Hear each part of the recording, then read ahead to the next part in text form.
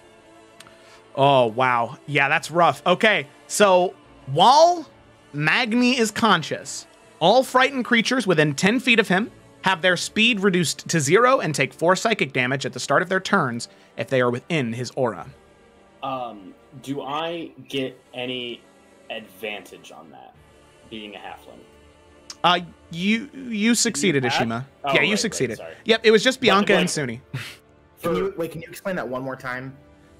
If you're within 10 feet of him, your movement speed is reduced to 0, and you take 4 points of psychic damage at the beginning of your turn. Nice. Okay, yeah, I didn't know if that was a continuing aura or anything. It is, but you succeeded anyway, so it's okay. Okay, gotcha. Nothing to worry about. So with that, Bianca, you are frightened. You are afraid of Magni. Which, let me move Cecily out of the way. Let me add the frightened status to you here real quick. So, frightened, you have disadvantage on ability checks and attack, which you already do because of the point of exhaustion. And you cannot move willingly closer towards the source of your fear. Okay. So now with that, he is going to... Oh, wow. He's going to use his second to last second level spell slot for a bonus action. And he is going to conjure a spiritual weapon right behind you. Shit. So we're going to go ahead and take the one that is not here right there. And we're going to give this some effects. Boom, boom, boom, boom, boom. There you go. Perfect. And oh my god. The spiritual weapon is going to go ahead and make an... Is that disorienting? Let me change it. A little bit. Turn it up higher.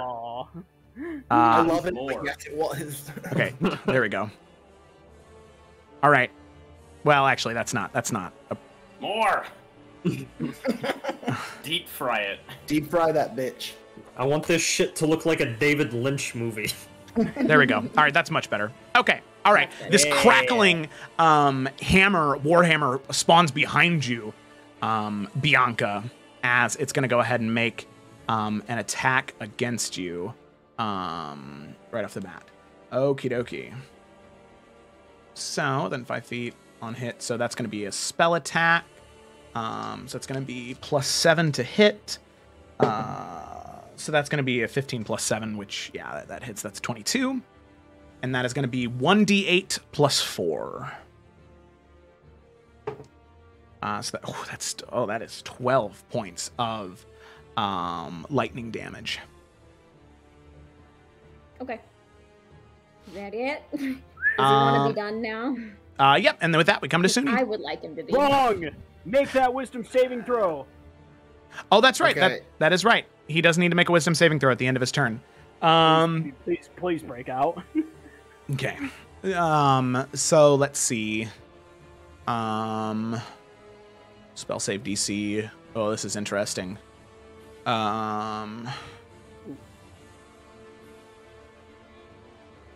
You know what? Let's keep the randomness. Morwen, roll a d20 since this is your daylight spell. Why is this all on me? Because it was your idea.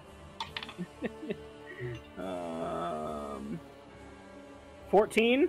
14. All right. Every time it comes to one of their turns, you're going to roll for the spell save DC. 14's good. 14. Okay, that is going to be... Oh, but he's... Whatever he has. Yep. So that's going to be... that's going to be a 12. So that is a failure. Yeah, because that's, let's see, 5 plus... -2? Yes, -2. Look at him. No, to wisdom. No, his DC is 14. No, like you're setting the DC with each one of your rolls. Damn it. Yeah. I need to get my other dice out. Morwen rolls high. Yeah. So that's going to be +5, which is only 10. Because he has +1 to wisdom and then +4 on all saves. Because believe it or not, Magni and Modi don't want to be possessed by the Dark One. So yeah. I believe you. Okay. All right. So with that, Magni and Modi. Well, Magni is still owned by the Dark One here, and we'll move on to Suni's turn. Okay. Just by the look of it, does Magni's weapon have reach by any chance? No, doesn't look like it. He has Okay, the spiritual weapon, so he can move that, but... So, Suni is going to move 5, 10, 15, 20 right here. And he is going to point one of his swords at Magni and say, if you want a proper fight, come over here, you big fucker. And then cast Compelled Duel on him as a bonus action.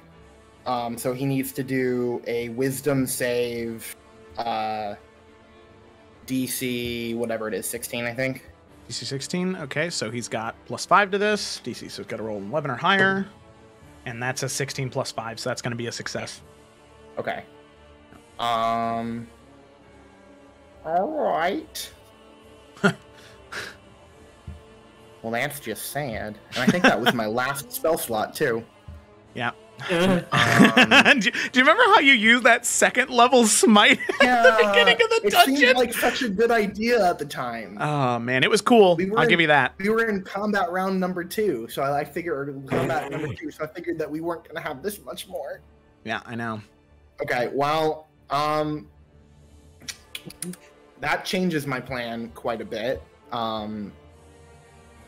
Because now he's definitely not going to come over here. And now I walked so far away. I mean, you never know. He might just not like the look of you.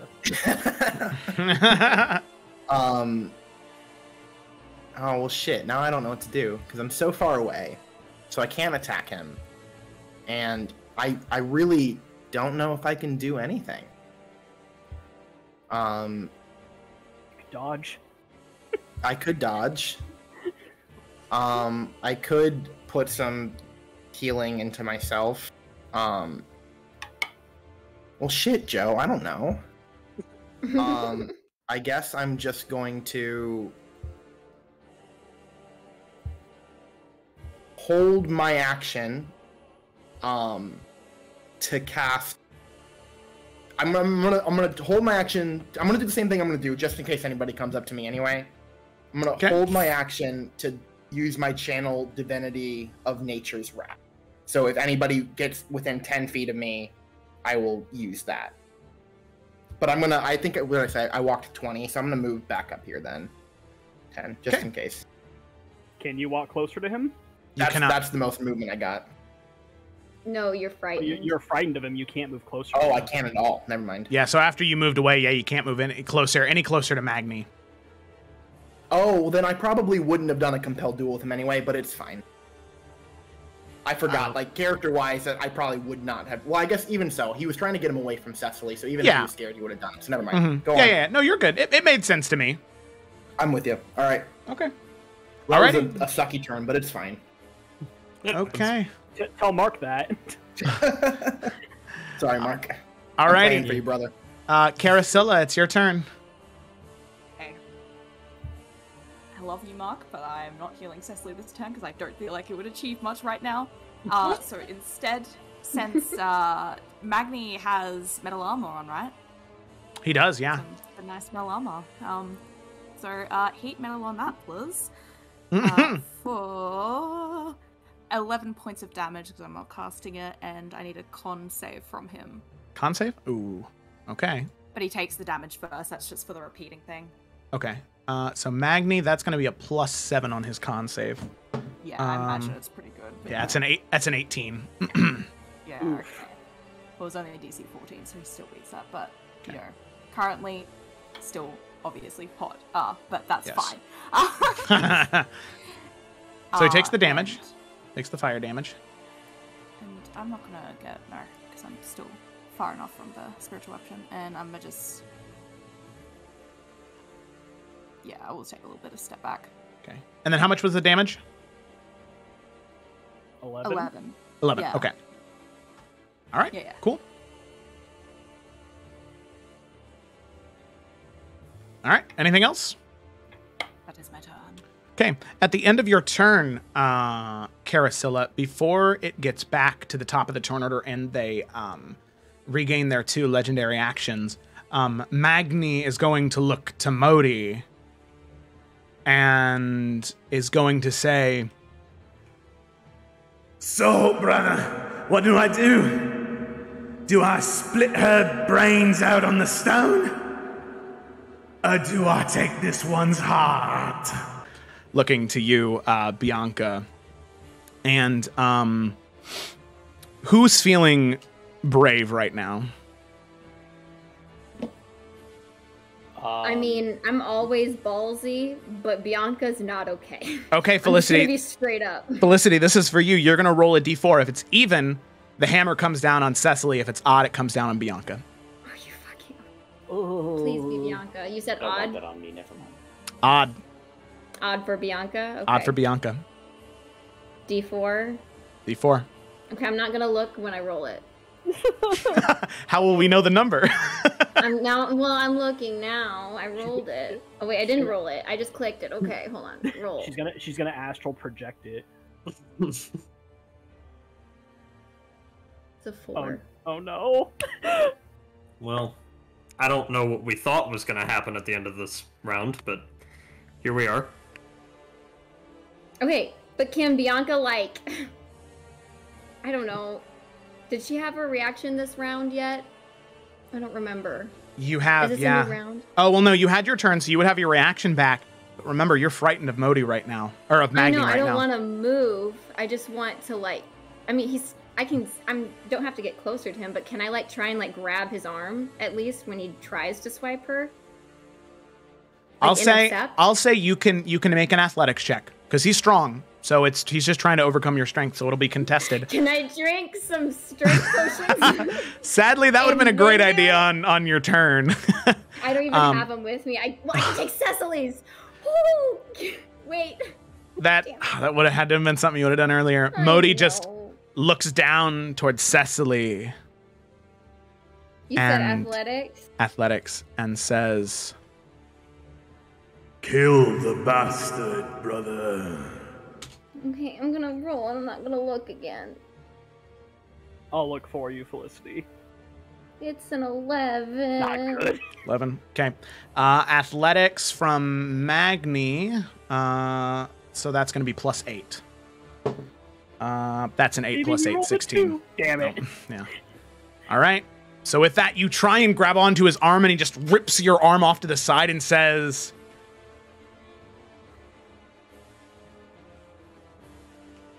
Don't worry. You're next. And with that, we'll bring the hammer down, and, I mean, he still makes the attack with advantage against Cecily. So there's a chance that he could miss. It's a chance, you know. So Magni, actions, hammer, 1, 2. So it's with advantage. Yeah, and that is a natural 2 and a 16. So that is going to be a hit. So that means, Cecily, you are going to fail 2 death saving throws automatically. Right. Okay. All right. Alrighty. With that, that ends Karasila's turn, and we come up to Ashima. Okay. He gonna pay for that. But some other time. Yeah. Damn it. Yeah, it just depends. Do you want to take the attack of opportunity from Modi? Yeah, shit. Okay, 1 minute. I need to think for a second. Oh, no. I'm down to 1 key point. So I can't disengage and heal.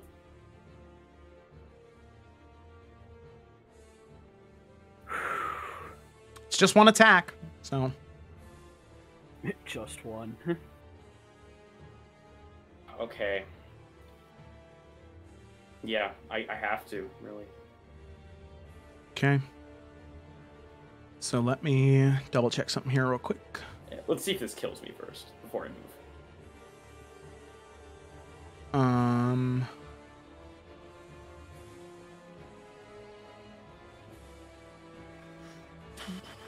Okay. So as you begin to run away, he is going to use Great Weapon Master on this. just because he's confident that he's going to hit you, just assuming that you're a small creature. So he's going to take a -5 penalty, and he's not going to have the advantage on it. So that's going to be a swing with the greatsword. Flat roll. That is a, let's see, a 12 plus 9, 21 minus 5. Oh. For a, what would that be? 16? 16. Fucking slide tackled under the sword. Yep. It's one of those things where his like back arches forward. Yeah. Avoiding it. Swings and misses as you then can now make your way towards Cecily. Okay. Yeah, like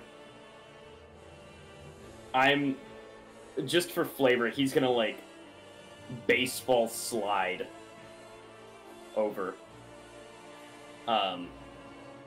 And it's something just to so she doesn't die.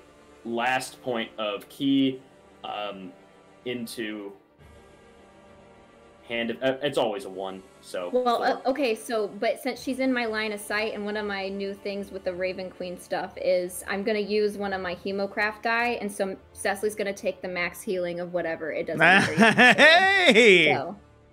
Nice. So 9. Look at that. Not a lot, but it's something. And Cecily's just like under Bianca.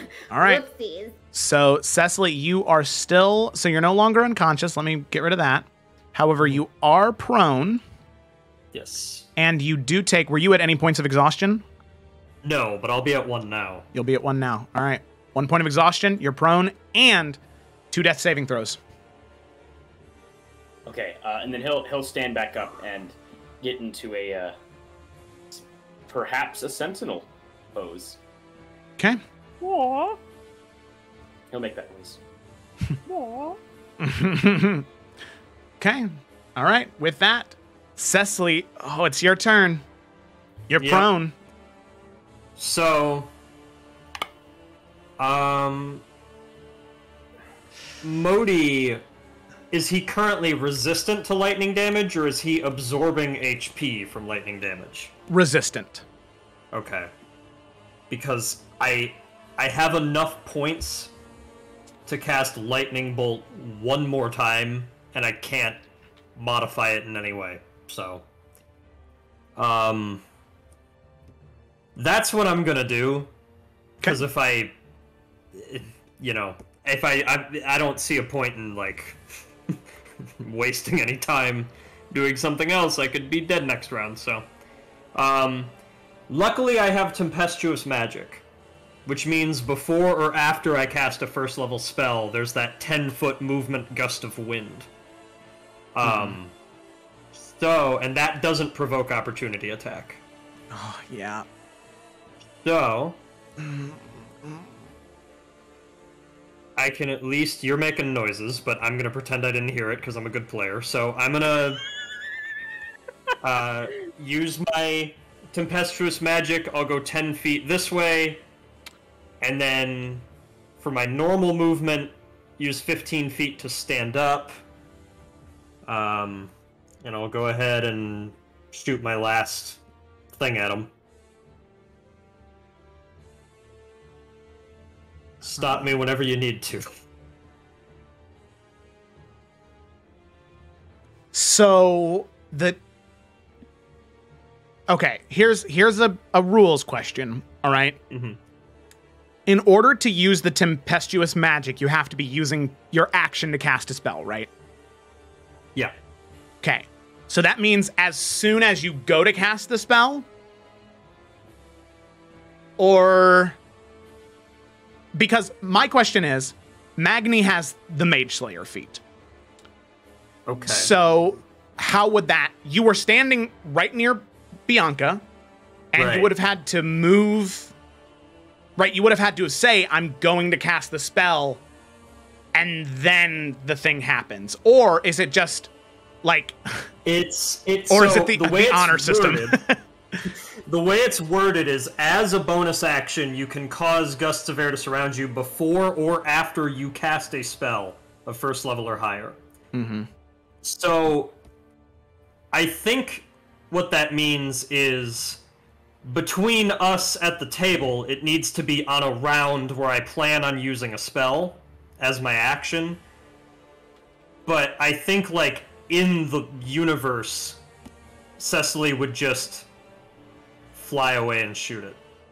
But maybe not. I mean, maybe, like, she has to ready the spell in her grasp and then fly away. That would also make an equal amount of sense to me. So, I mean, I'll just leave it. Can I chime in on this? Yeah, sure. I mean, this is just my opinion. So, I mean, Mage Slayer reads, when a creature within 5 feet of you casts a spell, you can use your reaction to make a melee weapon attack against that creature. Since Tempestuous Magic specifically phrases you can do it before you cast the spell, I would argue the spell has not been cast. He's casting it now that he's away. That's how I would rule it. I can follow that logic. All right.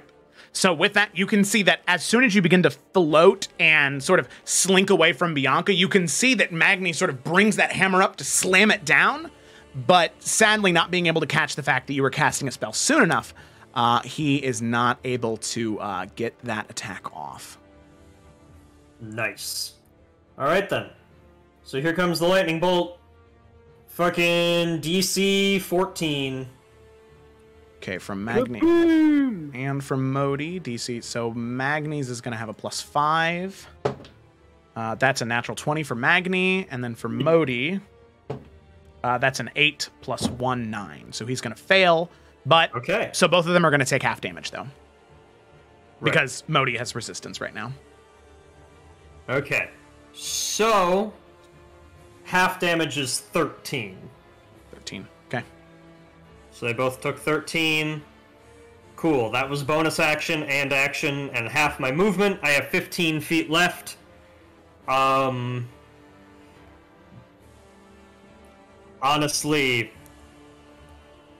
just back further. Because, yeah, the best thing I could do at this point is make them take opportunity attacks if they go after me. So, yup. Alright, that's it. Okay. Okay. Alrighty. So with that, we're going to come to Modi's turn. And I just want to see something real quick before it's officially Modi's turn. Okay. Okay. All right. So in this moment, Modi he gets hit by the lightning, but it doesn't really affect him too much, as he then just sort of, after missing that sword swipe against you, Ashima, is just like furious and says, "Oh, I'm gonna get you, little man. It's quail hunting season." And is going to move over to you. And he's going to do exactly what he did before. Reckless attack, both attacks. And is going to take the Great Weapon Master with him as well.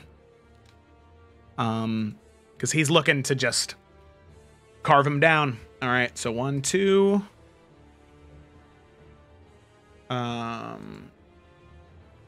Okay. So, oh, wait a second. Okay, I see what happened. All right, and then 1, 2, advantage. Okay, so that's going to be a 25 minus 5 for 20. Okay, yeah, that one, obviously. And then the second one is 24 minus 5 for 19. Ooh. Yeah, 2 hits. Okay. Here I go. 2. Oh, wow. Okay. All right. So then plus 20 to... Oh, wow. That's gonna be 51 points of damage. 14 on the first slash, 17 on the second one, and then 20 for the Great Weapon Master. Gotcha. And also, important question. Do death saving throws, those are long rest, right? Yes, they would be long rest. Okay. So, yeah, I still do have 2. Okay. All right. 2 failed or 2 fails, yeah. 2 fails. All right. So, but then here's the thing. With Great Weapon Master, when you score a critical hit with a melee weapon or reduce a creature to 0 HP with 1, you can make 1 as a bonus action. More when you're right there. Oh, but wait. Oh, shit. God, Modi's brutal. I knew it was coming. I mean, so let's get a neutral party in here. Let's see. We had one rolled in your favor, Mark, so you're gonna roll this one. It's either that Modi wants bloodshed, and he wants to shed more blood from a living creature. He's gonna attack Morwen, or he's gonna use that bonus action attack to come down on Ashima. If it's even, it's Ashima. If it's odd, it's Morwen. All right. Roll a d4. Even for Ashima, odd for Morwen. Yep, correct. That's a 1. Okay. Okay. Close. We made it. All right. So then Morwen, that attack is coming at you, and he is just in his full rage right now. And he is, let's see.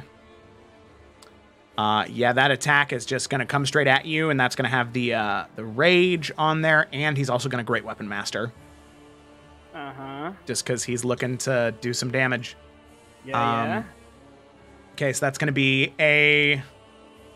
that's going to be a 25 minus 5. That definitely hits.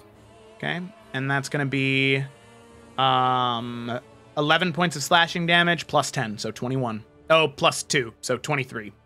How, not looking good. Not looking good. Okay.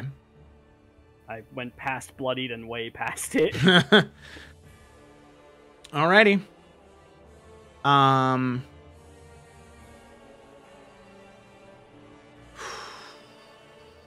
Let's see.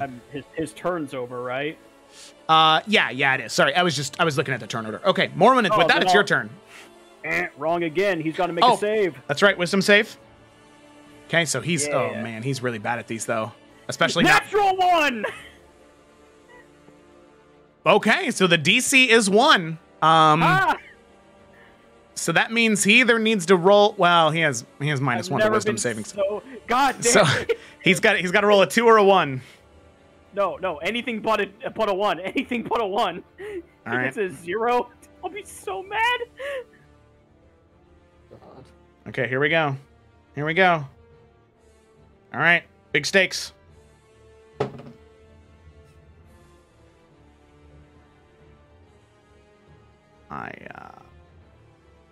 Never been so happy for a natural 1 in my life. Joe, no he didn't. Joe, no he didn't. I don't like the silence. Joe! Joe! Come on! Wow. Or Joe! Oh, this is Lord. For That's the context, stupidest thing that's ever folks happened. Who are watching at home, I posted a picture as evidence. Wait, he doesn't get plus to his saving throw because he's close to his brother. It's 10 feet is at least for my aura. Yeah, does that work with those two?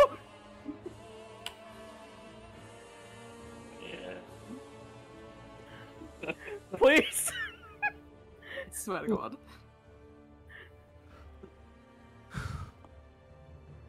What? Oh, that's guys. We can take them. I'm just thinking the vibe you're getting. because the D20 roll that you're rolling is to set the DC, and which doesn't get a minus 10, but any other saving throw or ability check or attack roll does get the minus 10. You mean plus 10? Or wait, what's a minus? Because it's minus 10 natural one, yeah. Ah, fuck! So even with the plus 4, that's Oh wait, no. Fuck! yeah, that's still a negative. What's 4? Yeah. Modi, you son of a bitch! bitch! Why do you suck when I need you to be good? Okay. All right, Morwen, it's your turn. I'm okay. Guys, just we got him, okay? I did some damage, you know? Just bring it home. Marcus saying, carry your weight, you filthy casuals. So yeah, Morin just, growling in like frustration, reaches down to her hip flask, pulls up her potion of fire giant strength and downs it as a bonus action. Nice. Then just fucking chucks the potion as just the strength comes over her. And fuck it, yeah. Just 2 attacks straight into this guy, I guess. Those are going to be with advantage because he was reckless. Yeah. Between the 2 of them, do they look pretty comparable? Does one look significantly worse than the other? No, both of them look equally messed up right now. All right, cool. Then, yep, we'll attack Modi. So hopefully he doesn't kill Ashima, I guess. I don't know. Then Magni might just do it. I don't know.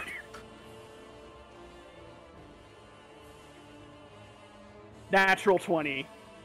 Oh my okay. God.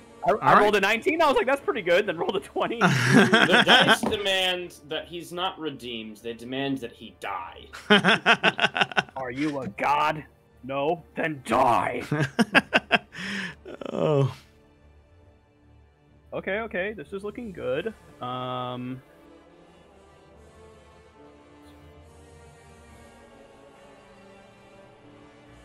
Okay, so for the first... Okay, so I get the free D12 just because it's a crit. Yep. Then it's +8 because of the Potion of Fire Giant Strength puts my strength up to 25. Yep. And then I rolled a 9, so 27 points of damage. Okay. Halved. Yeah. Because of the rage. Yeah. 27. So let's see, that would be 26. That'd be 13 points of damage. Yep. Okay. All right. Round 2. Okay. I mean, that's still pretty good. That's a 29 to hit. That's a hit. Okay. So that's 19 and a half, so 9 points of damage. Okay, 9 points of damage. Very cool. How's he looking? It's a little hard to tell because of the rage. He's pretty bloody. He's pretty messed up, but it's hard because he's so, Sure. Yeah. Yeah, no, I feel you. All right, that is unfortunately it. Okay. We're all gonna die, guys. Let's see. Trying to think to see if they want to use any of their legendary actions.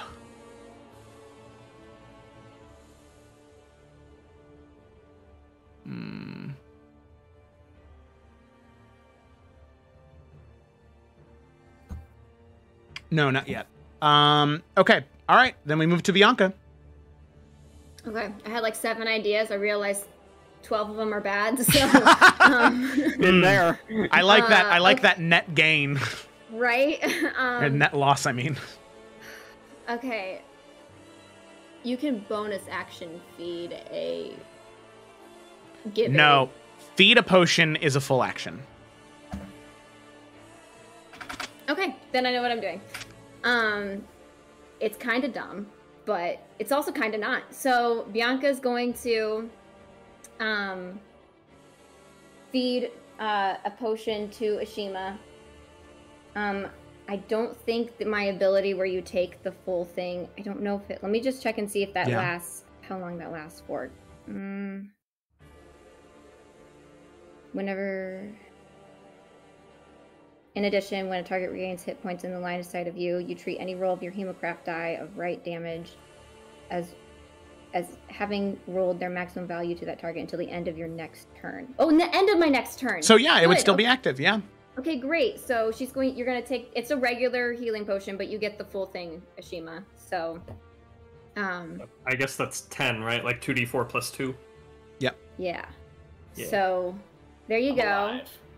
And then he's going to bonus action, Blood Curse of Binding, just the regular one, to which one's Modi and which one's Magni? Magni is the one right in front of you. Modi is the one in between. Okay.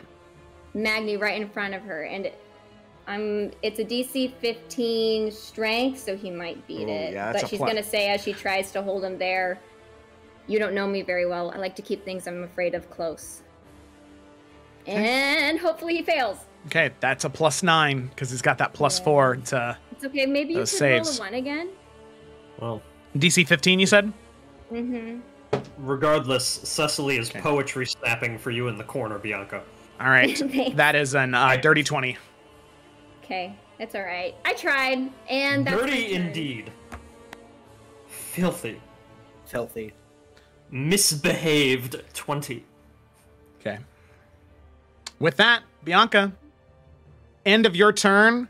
As you try and like reach out to twist and pull, that magical aura, like bending his blood, you can see that he just sort of looks to you and shakes his head and says,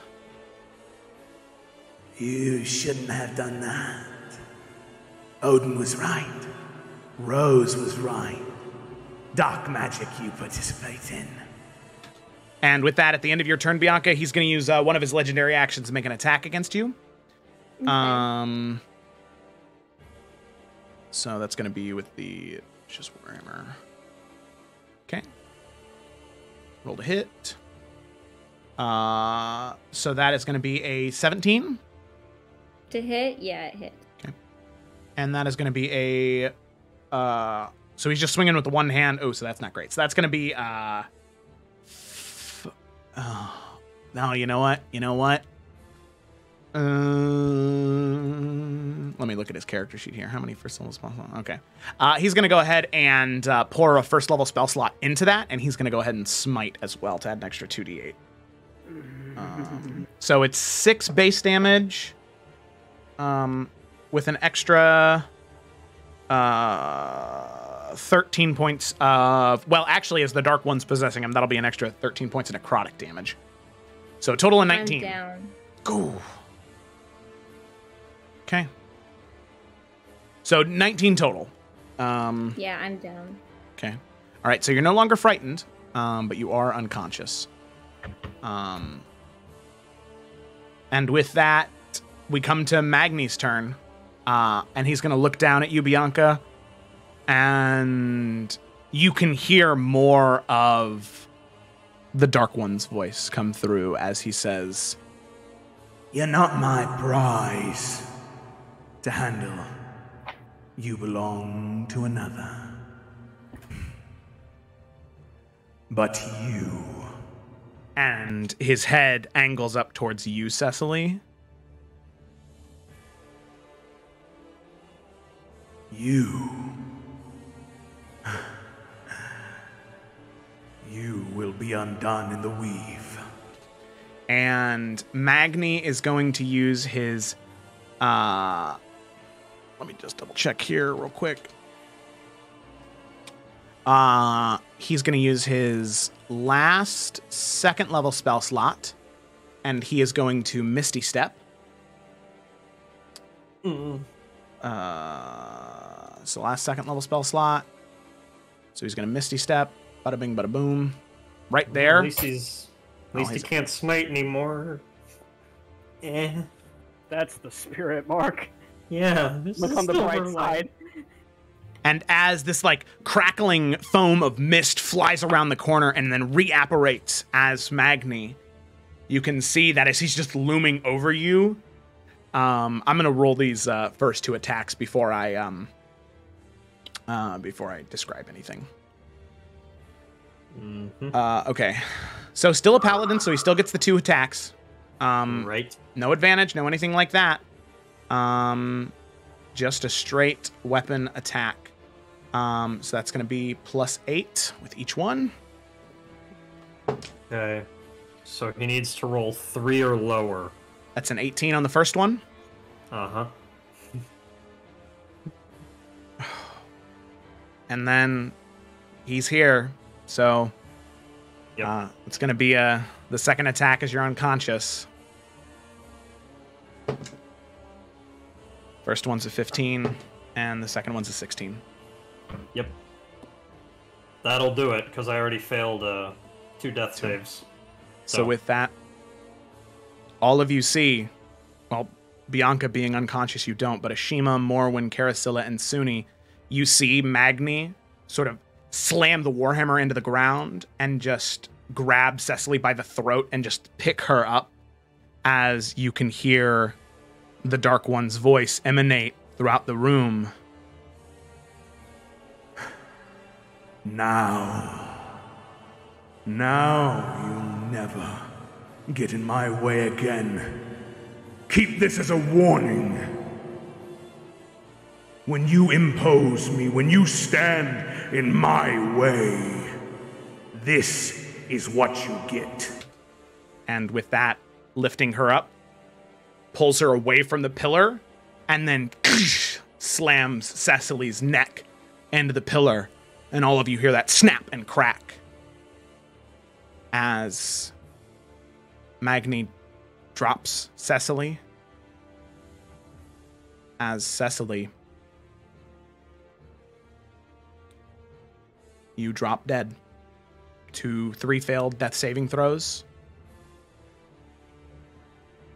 That's it.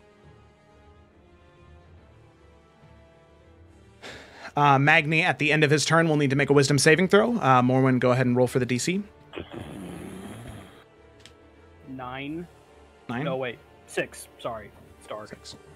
Okay. Magni, wisdom saving throw +8. So.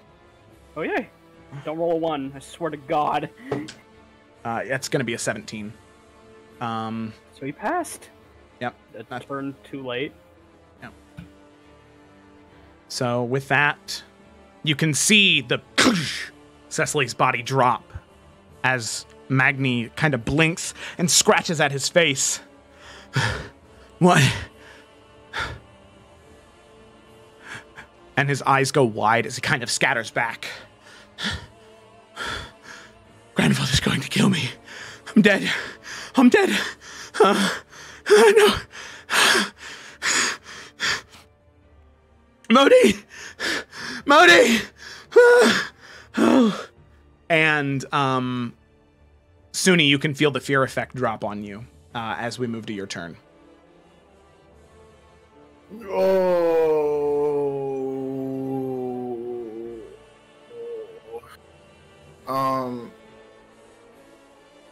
I'm just kind of in shock, but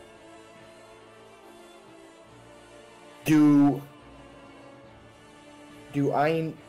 Well, I can't even get to her anyway. So, okay. I guess I will just let me see if I can. Okay. I will just come behind Modi. And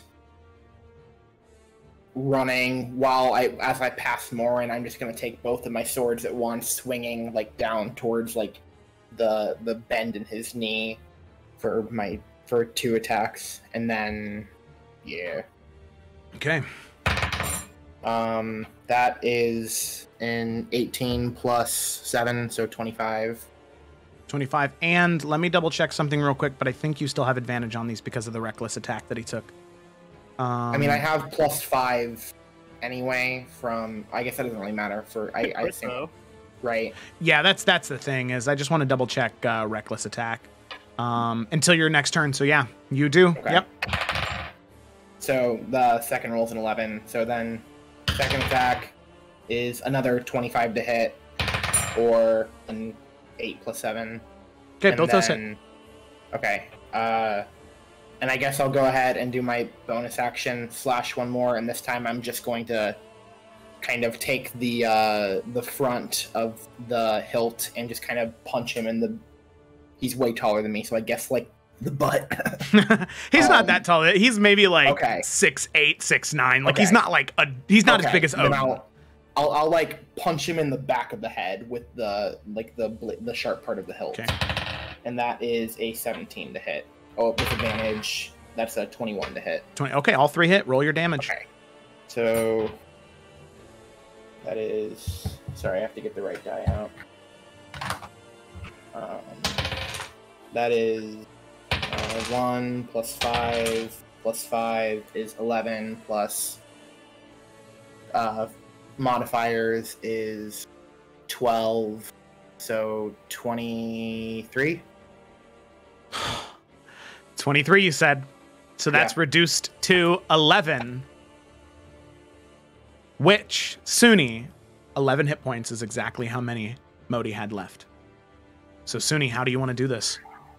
Well, instead of the punch to the back, or instead of all of it then, I guess he takes the 2 hooks in the blade and just in a very, very blind rage, he's going to hook them onto the back of his shoulders and pull him onto the ground, and then just start punching with the blades into his face over and over and over and over and over and over and over again. Okay, yeah. So you do just that, and you can see that as you're doing that, just tearing into Modi, just ripping into him, slamming into his face over and over and over and over again, you can hear as you do that, for one, in that last gasp of breath, in between punches, Modi's eyes widen as that darkness exit, as he yells, as he just lets out this deathly scream. Seeing just, in one moment, everything was, he was having a headache and was losing control, and then now, at the brink of death, as you slam into his face over and over and over again, as soon as he screams, Magni screams, Modi! And is going to, using their only villain action that they have is a Brother's Fury. And when one of the 2 of them drops to 0, the other one moves up to the person who attacked and makes 3 attacks. Oh, what? Shit. Yeah, that's kind of the as Magni picks up the hammer, no shield, and just with all fury sprints towards you, Suni, and is going to make 3 attacks against you. All of these are with disadvantage because he's so blinded by hatred right now.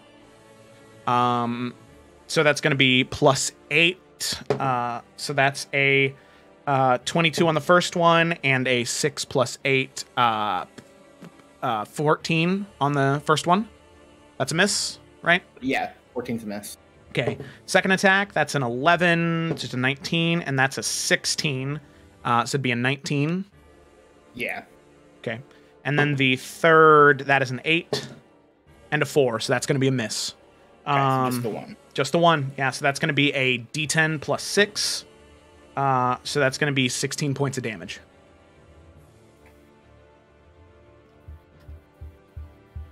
Okay. Still up? Yeah. Okay. All right, with that, Carasilla, it comes to your turn.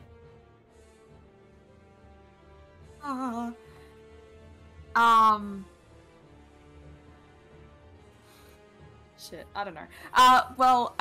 First off, I do know.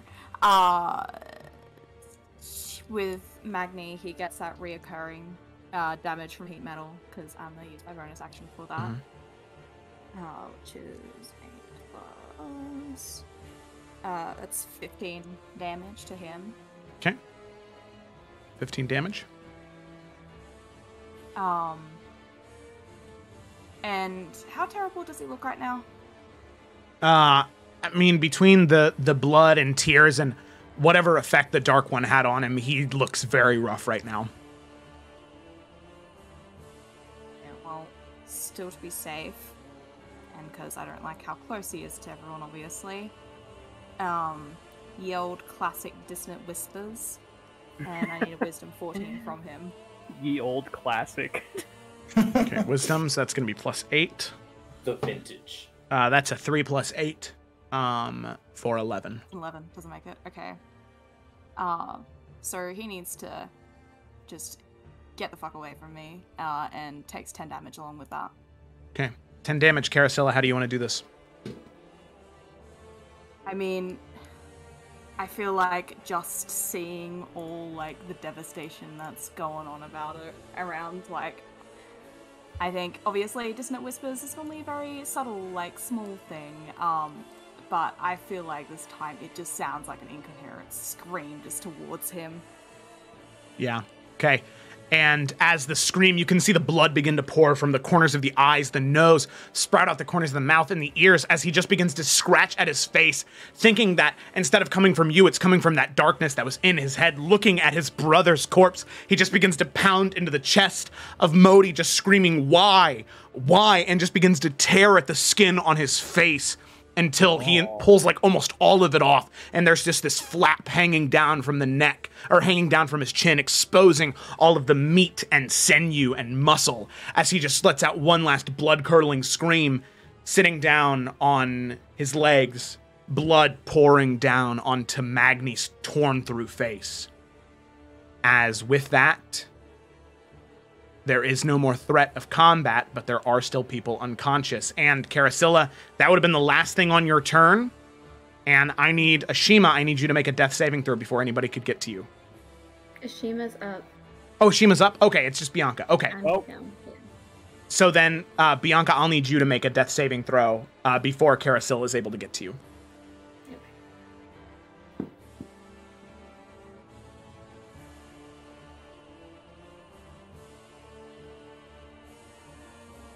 I got a 17, so that's 17. a success. That is a success. Okay, and with that, that would be enough time, Carasilla, for you to be able to get over, or for anybody to be able to get over to administer a health potion or something similar. Yeah, no, Carousel will just pump a level 2 into her.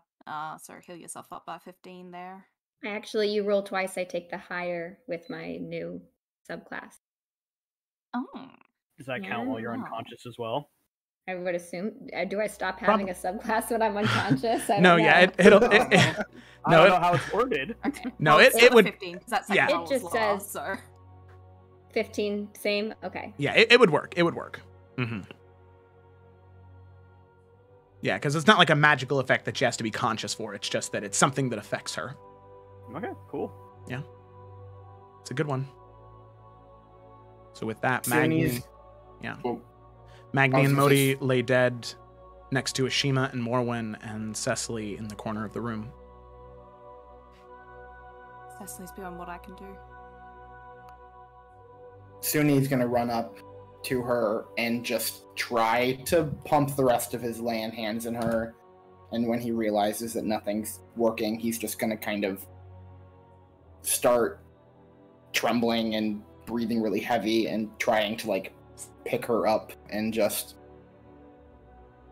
not knowing how to handle this. Mm-hmm.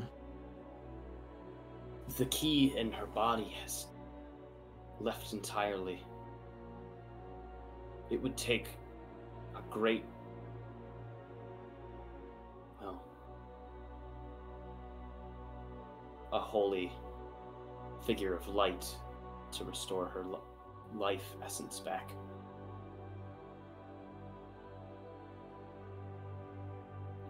Still needs her, then maybe it still might be an option.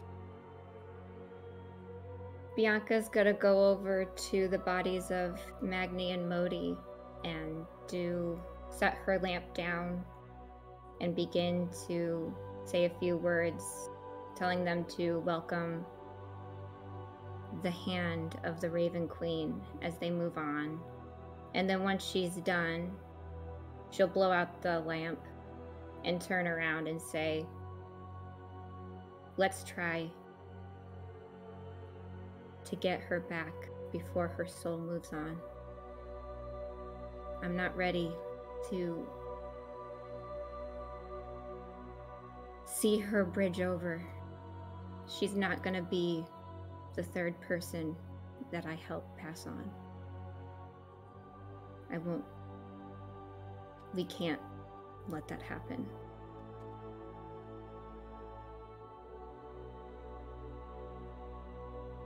How do we get back?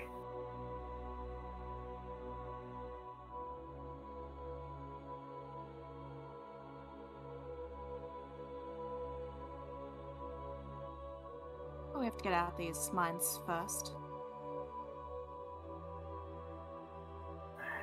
Back the way we Start came there then? and- Yes, well, we start there and we'll find some way out, some way back. We can go back the way we came if we know it's clear. But I don't know who's gonna welcome us back if these two are gone.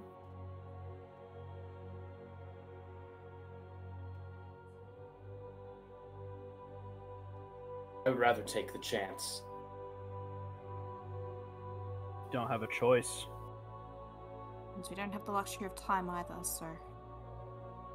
Morn, are you able to carry her? Yeah, I can do that. Please be gentle.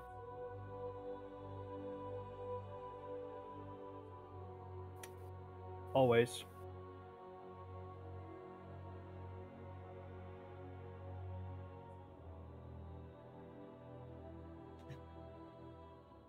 So Morwen, as you pick up Cecily, you can feel the error in the spine, the part where it snapped and cracked. Ugh. There was so much force crashed into that pillar that you can even see the areas where the stone cracked on the pillar.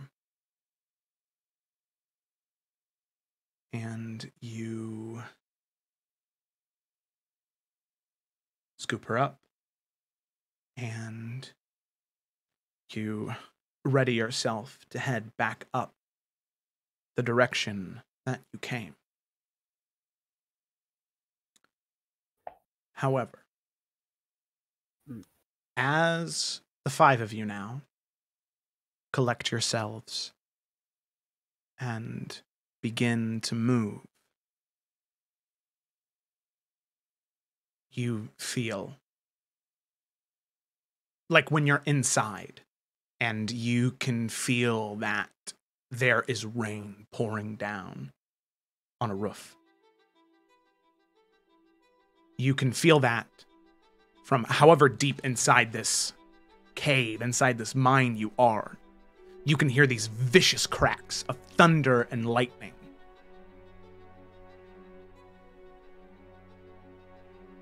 As you begin to hear this rumbling voice, thunder and lightning incarnate, from down the hall. Where are my sons? As Thor, you can hear him stomping. You can hear thunderbolts crashing into the side of the wall, causing the building around you to shake. As all of you look to one another, hearing Odin come, is there anything that any of you do? Ishima will step forward to the front of the hall. Like, he's ready. Sorry, which pathway do we hear him coming from? This way. The one we came down? The one you came down. We could head the other way. I don't think this is something we can outrun. No. We don't know what's the other way either. Carastella wants to just get just nearby where I guess the two corpses are now. Bianca will kneel. And she wants to just like, she wants to have a kind of a little bit of a assertive stance over them. And we're gonna try lie out of our way out of this. We'll see. Oh shit. Unless anyone else is doing some shit. Well, Bianca, hopefully aiding in your lie, will resume her position of when she was helping the souls pass on and like leave the lamp nearby. And she'll kneel down next to them. Okay. She'll follow your lead. Okay. And yeah, Carasel's just waiting until Odin, I guess, is in sight. Was it Odin or Thor? Oh, sorry, Thor. Yeah, yeah. Okay. Yeah. Okay. So you can hear the thunder and lightning cracking into the walls until you see whatever Modi had power-wise related to conjuring a storm around you is dwarfed by what you see on Thor. Literally, lightning clinging off of his eyes and any pieces of metal off of his fingers. A storm that could shatter the hull of a ship in front of you. As Ashima, you are the first person to stand as he enters the room and sees the corpses behind you. And you can see him lift Mjolnir at you, Ashima, and then back towards the rest of you. And you see that the only reason he stops is because he also sees Cecily's corpse.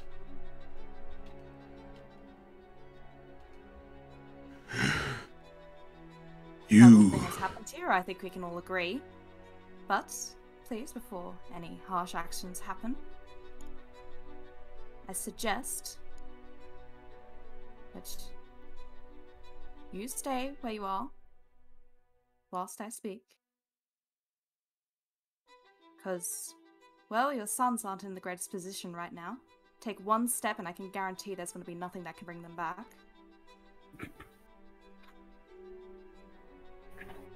And sir, I suggest that if you want both of them to, I suppose, have any kind of chance, you turn around and you get aid. Nothing else can be done here if you want to help them until that happens. Because like I said, one step closer, and I can guarantee you're never going to get them back. Make an intimidation check for me.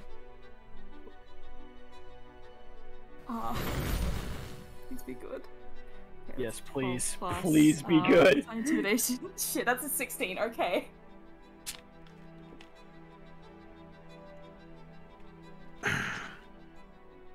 No form of advantage because it's his sons. I don't know. Give me something. Bianca's trying to be sweet. Cecily's dead. Advantage. Yay.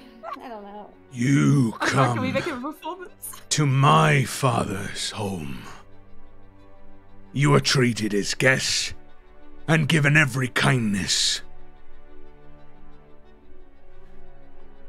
And then you threaten to steal my son's funeral rites from me.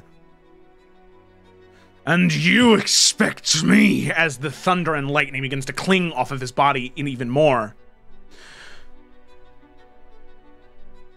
to do what you say? You have a greater threat than us currently. It's not only us that, well, admittedly had a hand in what has happened here. You have a greater enemy than the Dark One. He was the one that took over your boys. You think I don't know about the Dark One? You think I don't know about the hand all of you have had in this? And your rage should be towards him. He's the one that has taken them.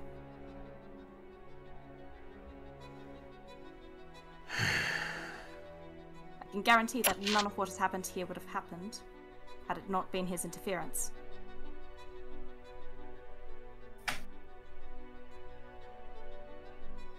he just smiles and says, Even if I can't get the satisfaction of a proper funeral, at least I can get the satisfaction of killing those responsible. and as Mjolnir's grip tightens, the thunder and lightning cling to the ground, sparking off as he raises it up. Morwen and Carasilla, Bianca, Suni, and Ashima, you can feel this cool breeze blow through the room. Like a fresh breeze on a winter's day, that iciness that fills your lungs, breathing on a cold day. As you breathe in, you can see Thor stops.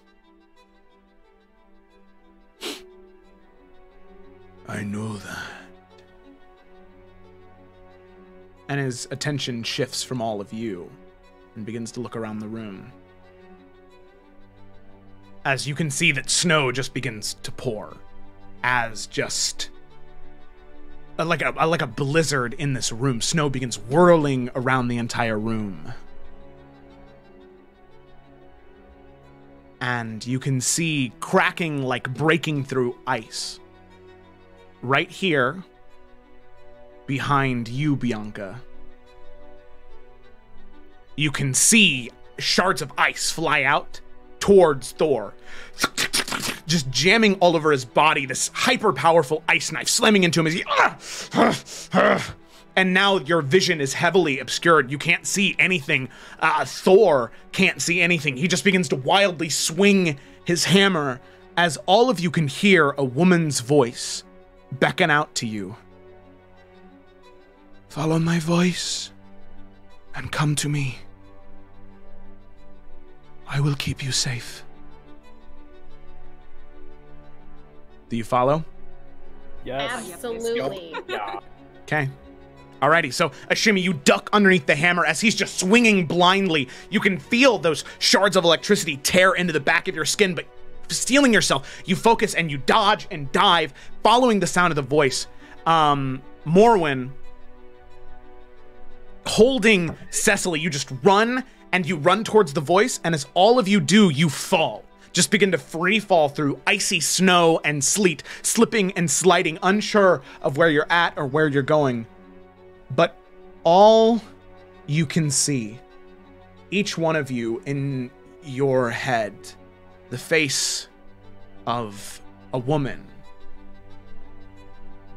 She has this icy blue skin, platinum blonde hair, these tattoos on her face of deep blue.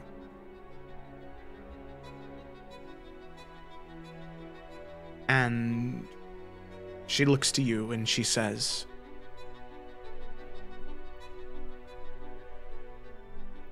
They told me of what you did. You are safe now. The giants will protect you. I promise. As all of you see, for the first time, Lao Fei. And that is where we're going to go ahead and take our break. Woo! God damn. That was the wrong energy to end that with. Sorry. Yeah, that very much was. What the fuck, I was Riot? like, I always do that. I'm sorry. No, yeah, you do. You do. Trash, This character art is beautiful. honestly. It's a good I one, must yeah. use the bathroom. Yes, I'm going to go ahead and roll the break screen and we'll... Yeah, I'm going to break. All right, thanks everybody. Bye. We'll be back in a bit.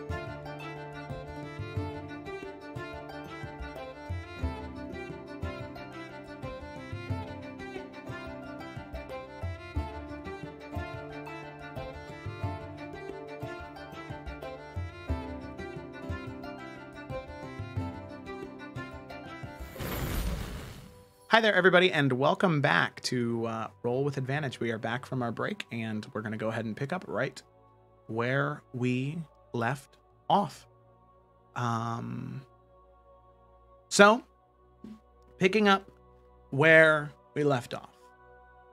Our group of adventurers, after a very intense combat with the twin sons of Thor, Magni and Modi. Some of our adventurers did not escape with their lives, and the others barely escaped with them. Cecily having been killed by Magni, while Magni and Modi both were under the possession of the Dark One. Death falling upon her as Magni snapped her neck and killed her. Shortly after, the party trying to decide what to do and where to go,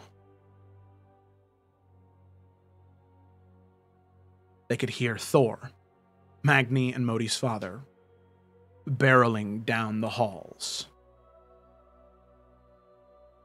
And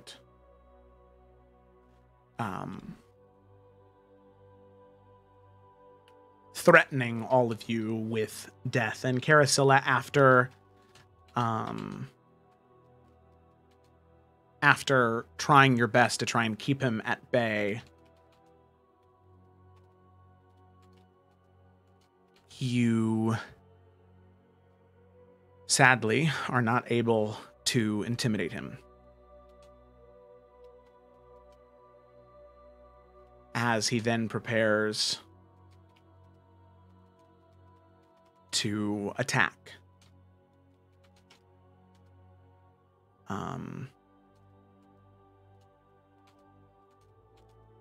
And as he does, getting ready to flail that hammer, which all of you very well understand from the tales that you've been told could be deadly to any one of you, especially in the state that you're in. You are saved. You fought for yourselves, and you succeeded. You lived. Most of you lived fighting Magni and Modi. But you know that every single one of you would have died if you had to stay there and fight Thor. Luckily, someone was watching over you, and that someone, thanks to you all freeing the giants, the two that were trapped here, they were able to give word to Laufey. And at feeling the Dark One's interference in this realm of the world, she arrives. She takes all of you to safety as you slip and slide through this icy cavern, unsure of where you are, until eventually you begin to hear the sounds of snow fade away, and you hear the sound of nature come to, as you can hear what almost sounds like a waterfall cascading down a rocky cavern. Your vision white, after being exposed to so much magic and so much energy, eventually clears, as you can see what looks to be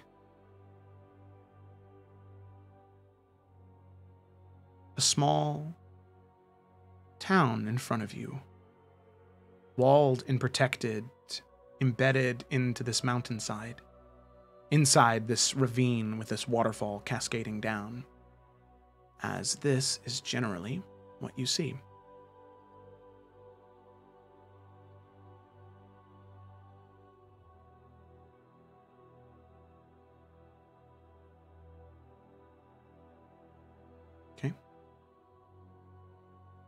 So, as you look out over the ledge that you currently stand on, you can see a sizable town, a fortress, defensible, and you can see it buzzing with life. And you can see Lao Fei stand in front of you.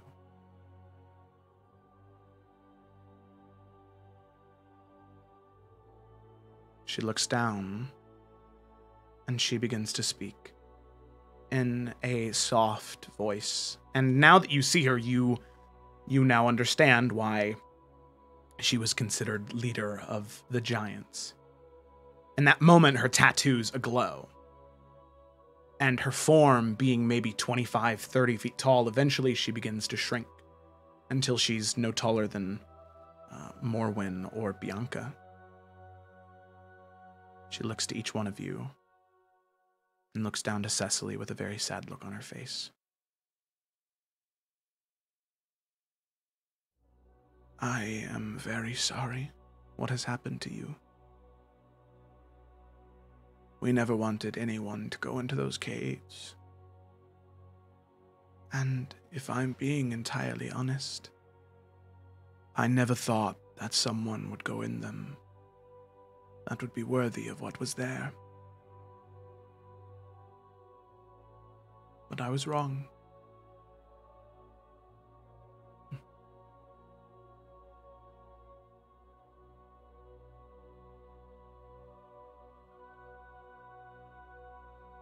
I am sorry for her loss.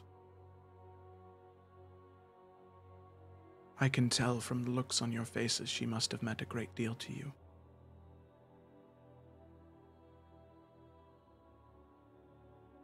There is nothing you can do to help her?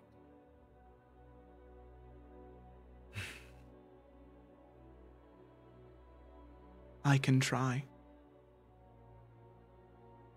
But it is not my duty alone.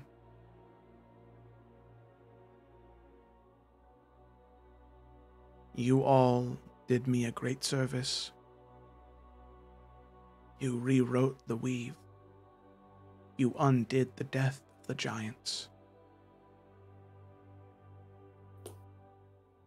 I will try, but know that I can feel it. Her soul is in contention. I can feel the Dark One rip and tear into her, trying to take what he believes is his. Follow me, and prepare yourselves. 3 of you will need to present something for this ritual.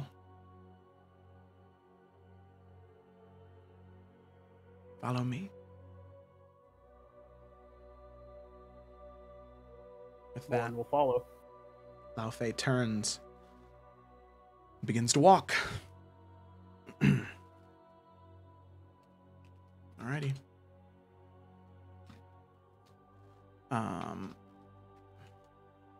So, all of you begin to follow her, walking throughout the city streets, and you can see that there are people in this city of all shapes and sizes. You can see some humans, elves, half-orcs, halflings, gnomes. You can even see some Goliaths as they look down with sadness in their eyes. As you begin to make your way throughout the city streets, Lao Fei guides you. And as you are guided, you begin to make your way through and then up a set of stone steps, deeper into a walled fortress. As eventually she takes you into a temple. There are no traditional symbols, no traditional anything in here. It is an open-air building And all you see is in the center an oddly shaped tree.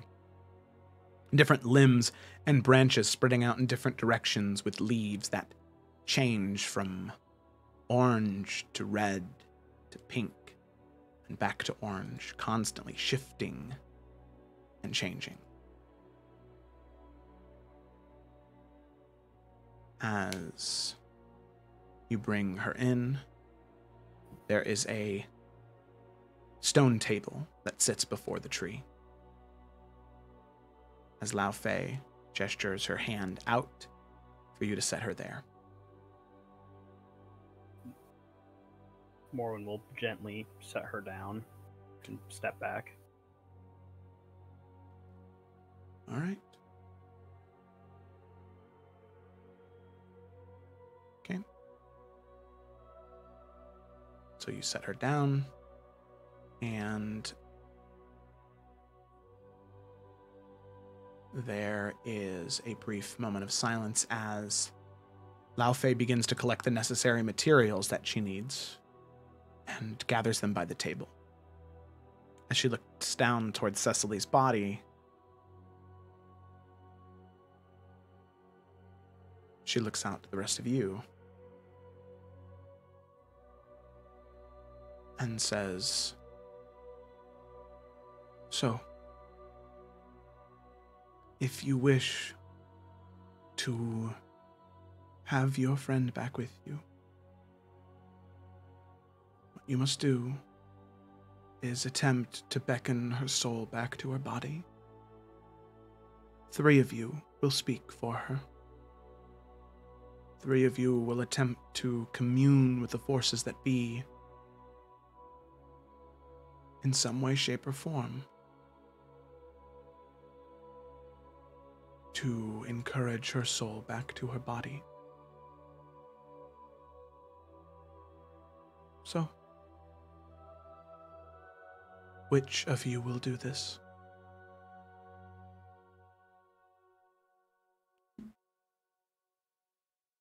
I will. I will happily be one of them. One more.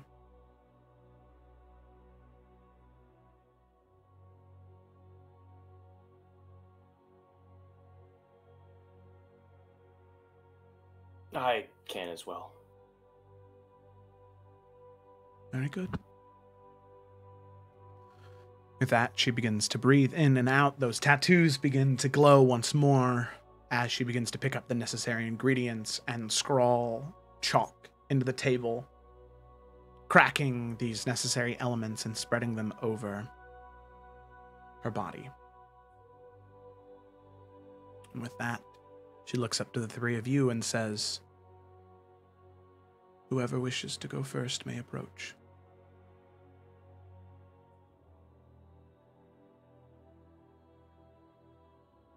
What is it that we need to do exactly? Attempt to beckon the soul back to the body. Reach out to her. Say things.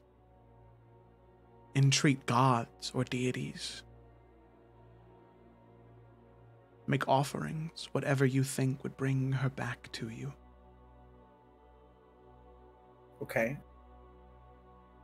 Soon he will step forward.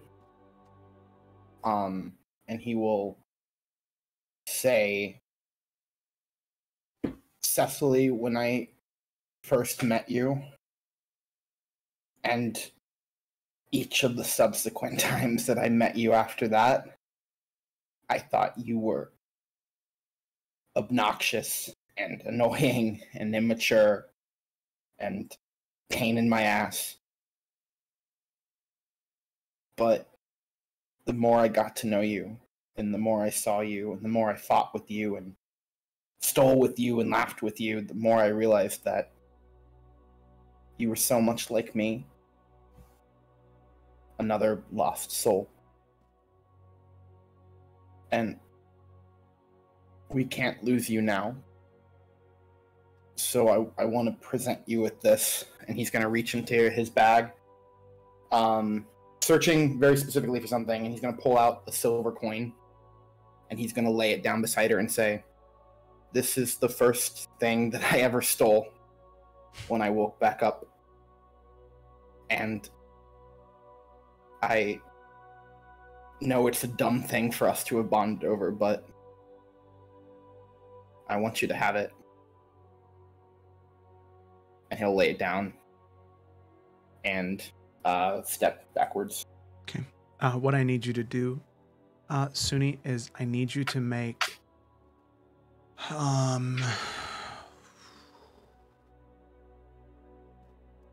man.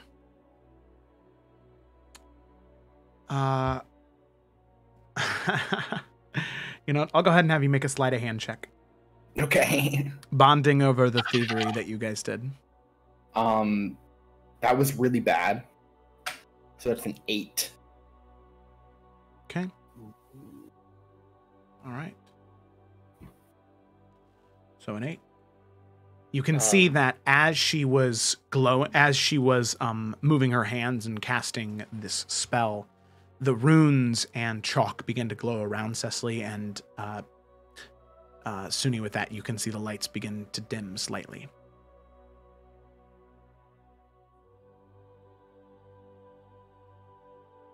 I'm sorry.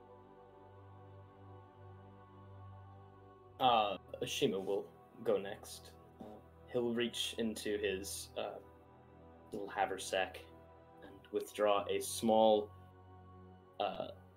little desiccated piece of bread from a ration pack. He'll sit in lotus position and say, "It is my belief that souls are entirely separate from the body. As you witnessed the funeral that I gave the last rites to so long ago, you may remember I encouraged that souls must move on past their body. We are tormented in life by suffering and imbalance, hunger, thirst, desire. It does not cease until we achieve true harmony. And the key in our body is spread amongst the world. But there is a process stopping that. The Dark One. Cecily, from whatever corners of the ether you are in, I entreat you. Just this once. Do not become uncorporeal. Do not go into that good light. Do not stop. Hunger once more. And know that hunger means suffering. But it will bring you peace. And through your hunger and tenacity, you will feed 100 mouths.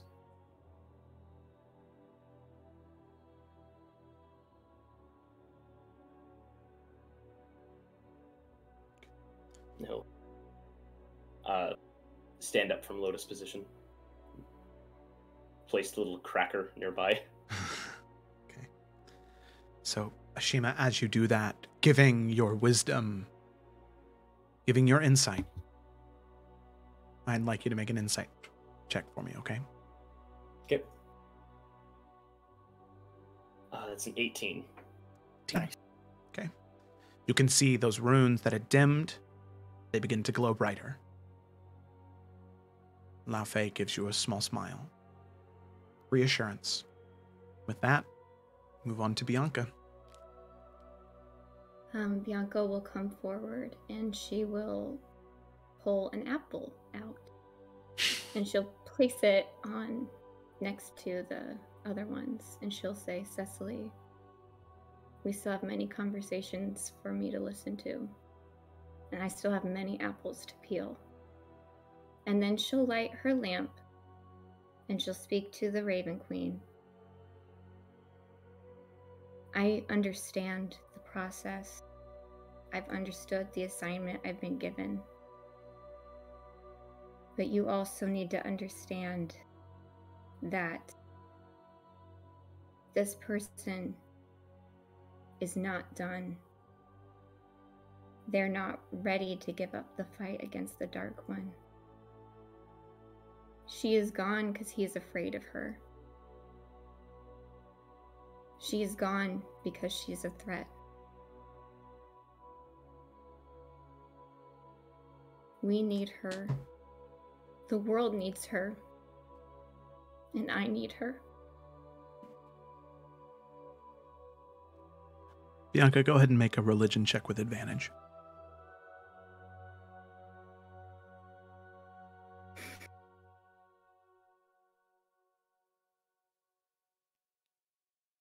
Okay.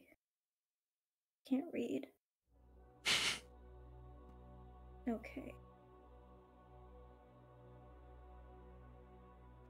This is 16. 16? Okay. Bianca, you can see that as you place down the apple and you say those last few words, setting the lantern, the light of the lantern begins to glow, this bright, fiery, translucent blue. The runes around Cecily begin to glow even brighter. And for a moment, all of you see Cecily's soul floating above her body, looking down at all of you. And Cecily, in this moment, you can feel your soul torn between two places. This anchor to life, this anchor to the material plane, your own body. You can feel this other darker thing twisting towards you, trying to pull you away, rip you away from all of these things. And as you look down, you can see all of them looking up at you.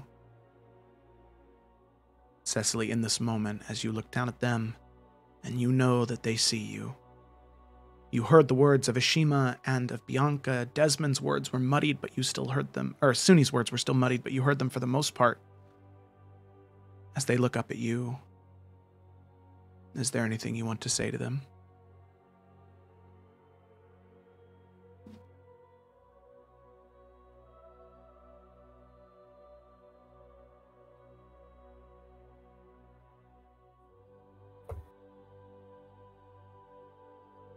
You know, even when I'm dead, you people can't just leave me alone. But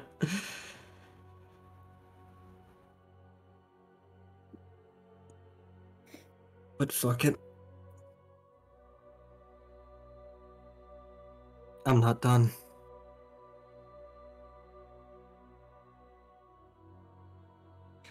I'm not done with you.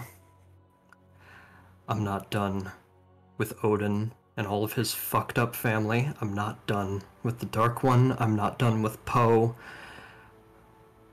I'm not done telling the story of my family. My mom.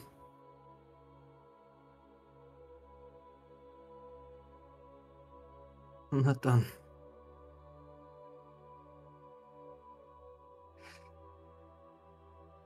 And if I make it back into that body, and you're gonna need to hold me to it because I'm still gonna complain, but if I make it back into that body,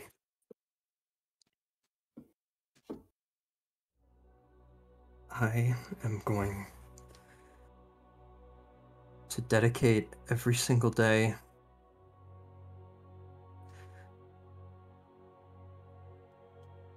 to realizing why I should have wanted to be alive this whole time. Okay. So as those words exit, all of you hear them as she connects with all of you. And Cecily, as the ritual finishes, this last roll I make based off of the successes and failures of your party members to a DC that has already been determined. Just like a death saving throw, I'm going to roll a d20. And then if you beat the DC, your soul returns to your body. And if you fail, it doesn't. And in this circumstance, your soul will be consumed by the Dark One. Okay? So Mark, All right. I'm giving you the option. I can either roll my rainbow dice that I got from Kayla, I can roll the obsidian dice that Ryan got me, or I can roll the digital dice. I leave it up to you. It has no effect on what the number may be, but Don't listen to him. Right. It absolutely does. Yes, it does. And If you need to roll it, right? I need to roll it, yes. Because this is beyond Cecily. This is if the weave puts her soul back in her body, if the forces that be do. For what it's worth, my digital dice is also rainbow. So I don't know if you have anything against rainbows. Now's the time to say something. I don't have any. That's homophobic. Hating rainbows is homophobic. You heard it here first, everybody. Well, okay. What are my 3 options? You I'm gonna have. pretend this matters. You're gonna have rainbow digital, rainbow real, or obsidian.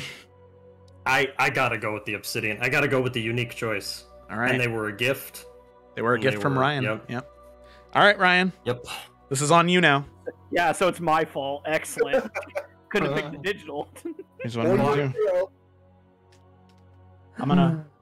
All right. I'm gonna record the dice roll. All right. There's no faking this. Hell.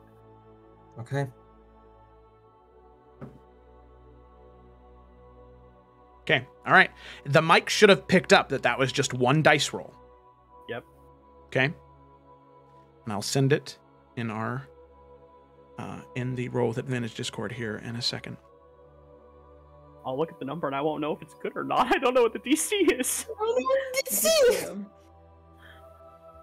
Okay. So, as Lao Fei continues to motion her hands in a cyclical fashion, you see Cecily's soul begin to float higher and higher. The light that is bleeding through this open air, this hole in the ceiling, slowly the light begins to fade. The candle light begins to dim. Your lantern, Bianca, begins to dim as Cecily, you can feel yourself pulled harder and harder and harder into the darkness, it clawing and tearing at you, trying to separate you from this and what you love most. And for a moment, darkness consumes you. All of you can see the runes fade. The material components fade away. The runes dim. And all of you look to Cecily, her body lying there, cold and motionless. You stare for minutes. 5 minutes, 10 minutes. As eventually Lao Fei sets her hand on the table and looks up to all of you with a sad look on her face. And as she goes to open her mouth to speak, before she can, Cecily, a gasp of air as life is returned to your body with rolling a 17 on my die, beating the DC. All of you see Cecily return to all of you, bloodied and bruised, beaten up, and on death's door, but she is alive. Bianca's gonna hug her and kiss her on the forehead, just like too aggressively for the state that she's in, but she's doing it. Sunni will also hug, but not kiss because he doesn't really have lips. Mm-hmm. Bianca won't stop hugging her. Well, she's too busy gasping for air to protest, so. Okay.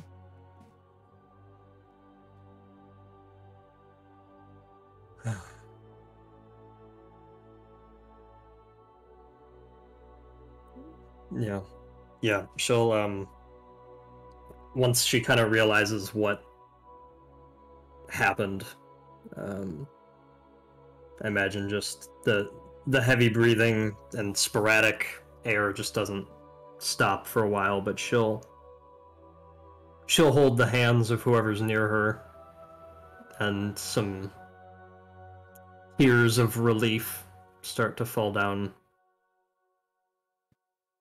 And she'll just kind of slowly but surely, using the breathing techniques she was taught years and years ago, try to calm her breath down a little bit and start breathing like normal again. Yeah.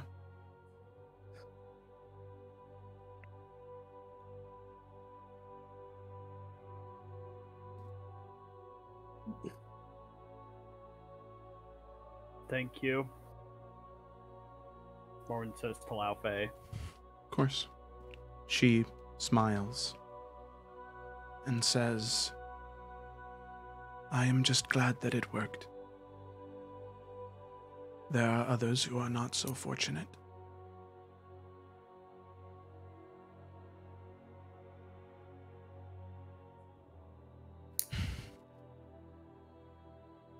And I would be remiss to say that this is not without added tragedy.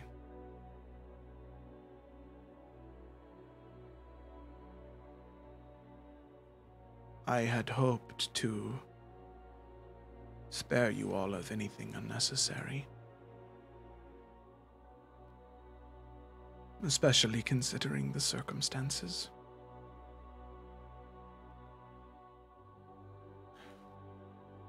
But I am very glad to know that you are healthy enough, Cecily, as Lao Fei kind of rests her hand on your shoulder, and you can feel this sort of divine wealth of life return to you.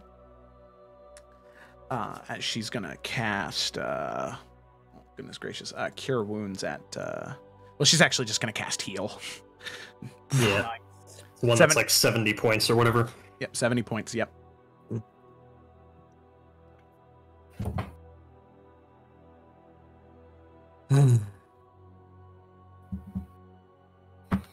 Hey guys, if I ever make a suicide joke again, kick me in the face. Done, Morwin says.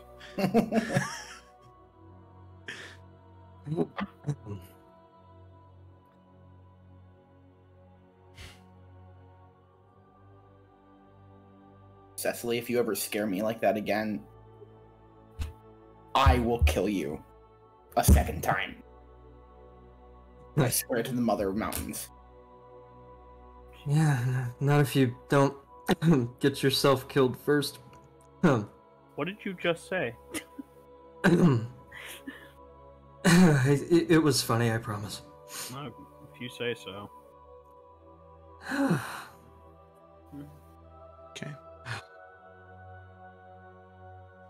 So, and she's like still crying just from all of the stimulation and relief and fucking DMT that probably got released in her brain at some point. And she's so where the fuck are we? Do you feel as though you can walk?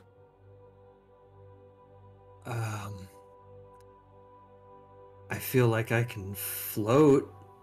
And she'll start to get off the table and like half fall and be like, oh, okay, no, I can walk. I'm good.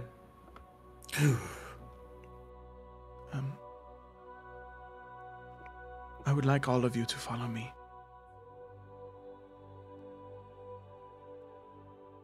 There have been some developments that all of you should know about.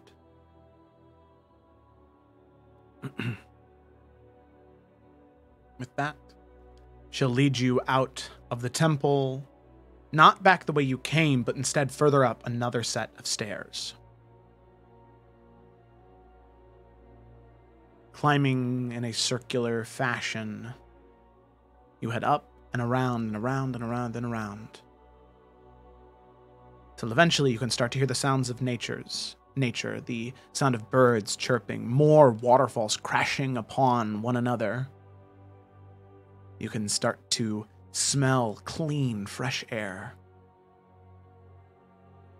And eventually you look out of this hole in the ground, out of this balcony, and you can see all around you small clusters of houses built into the sides of these mountains, waterfalls cascading everywhere, this fog of steam like a roof over this mountainous ravine.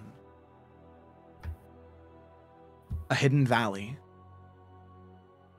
away from prying eyes.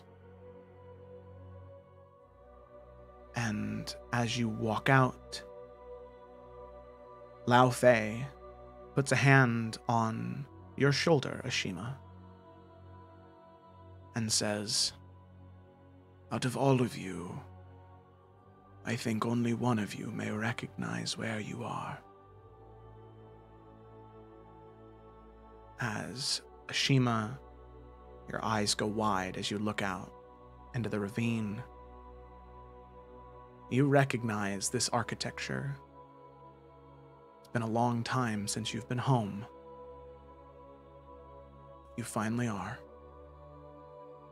With that, I would like to welcome everybody to Loshar. Woo! Sorry. And as you look out and over, all of you can see this creature slithering through the rock and flying around and up and above, twisting through the rocks and under bridges and through waterfalls. Creature of purple scales. Not a dragon, mind you, but